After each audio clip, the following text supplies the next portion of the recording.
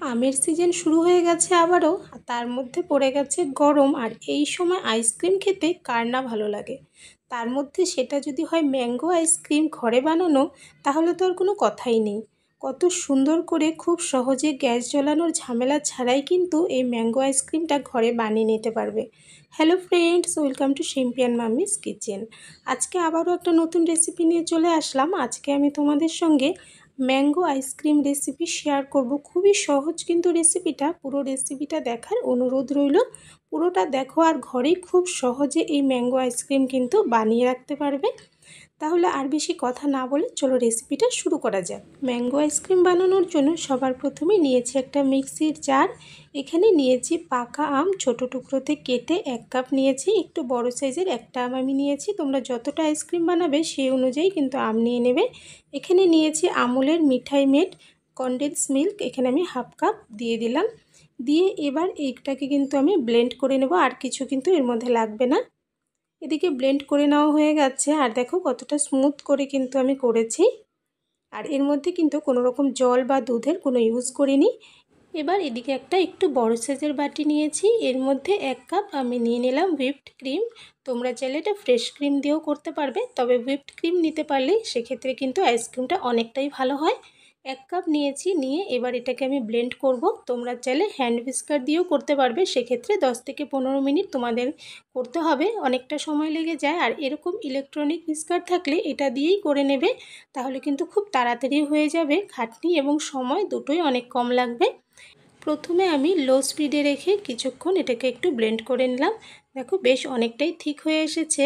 আর এই ক্রিমটা ইউজ করার সময় অবশ্যই যেন ক্রিমটা ঠান্ডা থাকে সেটা কিন্তু খেয়াল রাখবে। একদম বাইরে বের করে রাখবে না, নর্মাল ফ্রিজে রেখে দেবে আধা ঘন্টা আগে বের করে, আর তারপর সেটা ইউজ করবে। এখানে ওই কাপটার মধ্যেই আমি আমের পিউরিটা বের করে নিয়েছি। এখানে পুরো 1 কাপ হয়েছে কিন্তু একটা আমের থেকে। এই আমের পিউরিটা আমি এখানে দিয়ে দিলাম। সঙ্গে খুব সামান্যই আমি দিয়েছি অরেঞ্জ ফুড কালার, এতে করে কালারটা বেশ ভালো আসে। তবে তোমরা চাইলে এই কালারটা স্কিপ করতে পারো, অথবা এর মধ্যে অরেঞ্জের পরিবর্তে ইয়েলো কালারও কিন্তু অ্যাড করতে পারবে। এদিকে দেখো বেশ ভালো করে আমি কিন্তু ব্লেন্ড করে নিয়েছি। এবার একটা স্প্যাচুলার সাহায্যে খুব ভালো করে এটাকে মিশিয়ে নেব, কেননা সাইড থেকে দেখো অনেকটাই কিন্তু ক্রিম রয়ে গেছে। যেটা এভাবে করে স্প্যাচুলা দিয়ে মিশিয়ে নিলে পুরোটার মধ্যে কিন্তু সুন্দরভাবে আম এবং ক্রিম একসঙ্গে মিশে যাবে। এবং তারপর এটাকে কিন্তু আবারও আমি কিছুক্ষণ ব্লেন্ড করে নিচ্ছি। আর এই কাজটা করতে আমার কিন্তু 4-5 মিনিটের মতন সময় লেগেছে, খুব বেশি সময় কিন্তু এর মধ্যে লাগে না। দেখো সুন্দরভাবে ব্লেন্ড করে নেওয়া হয়ে গেছে। এই আইসক্রিমের মিশ্রণটা কিন্তু আমার একদম রেডি হয়ে গেছে, আর ব্লেন্ড করার দরকার নেই। এইভাবে করে এই ম্যাঙ্গো আইসক্রিম ঘরে কিন্তু বানিয়ে 2-3 মাস পর্যন্ত রেখে খেতে পারবে। এটা কিন্তু নষ্ট হবে না এবং খেতেও কিন্তু খুবই মজার হয়, একদম দোকানে কেনা আইসক্রিমের মতনই হবে। এদিকে একটা আমি কন্টেনার নিয়েছি, এয়ারটাইট কন্টেনার নেওয়ার চেষ্টা করবে, তাতে করে কিন্তু এর মধ্যে কোনো রকম বরফ জমবে না। এখানে দেখো এই কন্টেনারটার মধ্যে আমি আইসক্রিমের মিশ্রণ কিছুটা দিয়ে দিলাম। দিয়ে স্প্যাচুলা দিয়ে উপরটা একটু সমান করে নিচ্ছি, যাতে করে এর মধ্যে যে ফাঁকগুলো আছে সেগুলো সুন্দরভাবে ভরে যায়। এবার এর ঢাকনাটা লাগিয়ে আমি 6-7 ঘন্টার জন্য ডিপ ফ্রিজে রেখে দিচ্ছি। এদিকে কিছুটা মিশ্রণ আমার কিন্তু রয়ে গেছে। আর এখানে আমি কিছুটা আমের টুকরো রেখে দিয়েছিলাম ছোট ছোট করে কেটে, সেটা এর মধ্যে আমি দিয়ে দিলাম। দিয়ে এটাকে ভালো করে একটু মিশিয়ে নিচ্ছি। এবার এদিকে আমি নিয়েছি একটা কাচের গ্লাস, তোমরা যে কোনো গ্লাস বাটি যে কোনো কিছুতেই করতে পারবে। এর মধ্যে কিন্তু এই আইসক্রিমের মিশ্রণটা আমি ভরে দিলাম। গ্লাসটাকে আমি পুরো ভর্তি করে নিয়েছি, 2-3 বার ট্যাপ করে নিলাম যাতে করে এর মধ্যে ফাঁকগুলো ভরে যায়। এবার একটা কাগজ দিয়ে এর উপর থেকে একটা রবার দিয়ে আমি কিন্তু আটকে দিলাম, যাতে করে এর মধ্যে কোনো রকম বরফ না জমে। এবার এটাকে আমি 6-7 ঘন্টার জন্য ডিপ ফ্রিজে রেখে দেবো। এদিকে প্রায় 7-8 ঘন্টার মতন হয়েছে, আর আইসক্রিমের মিশ্রণটা আমি বের করে নিলাম।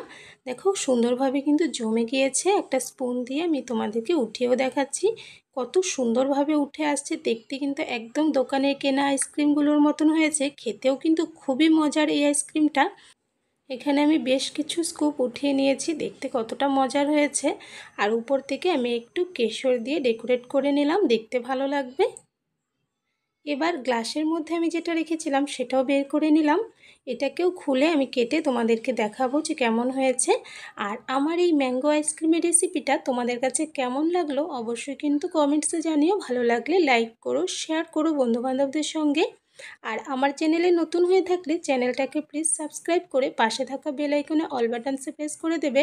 তাহলে আমার চ্যানেলে আপলোড করা যে কোনো নতুন ভিডিও নোটিফিকেশন কিন্তু সবার প্রথমে পেয়ে যাবে। গ্লাসে যে আইসক্রিমটা জমিয়ে নিয়েছি সেটাও দেখতে পেলে কতটা সুন্দর হয়েছে। আর কিছুটা মিশ্রণ ছিল যেটা এই আইসক্রিমের বাটিটার মধ্যে আমি জমতে দিয়েছিলাম, এটাও দেখো কত সুন্দর জমেছে। এর কালারটা এত সুন্দর এসেছে এবং এটা খেতে এবং দেখতে দুটোই কিন্তু দারুণ হয়েছে। এভাবে করে একবার যদি ম্যাঙ্গো আইসক্রিম তোমরা ঘরে বানাও তাহলে কিন্তু আর দোকান থেকে কিনে খেতে মন চাইবে না, এতটাই মজার হয় এই আইসক্রিমটা খেতে। অবশ্যই ট্রাই করে দেখো, তোমাদের কাছে খুবই ভালো লাগবে। আর এরকমই আরও একটা নতুন রেসিপি ভিডিও নিয়ে তোমাদের সঙ্গে আবারও দেখা হবে। তাহলে আজকের জন্য বাই বাই।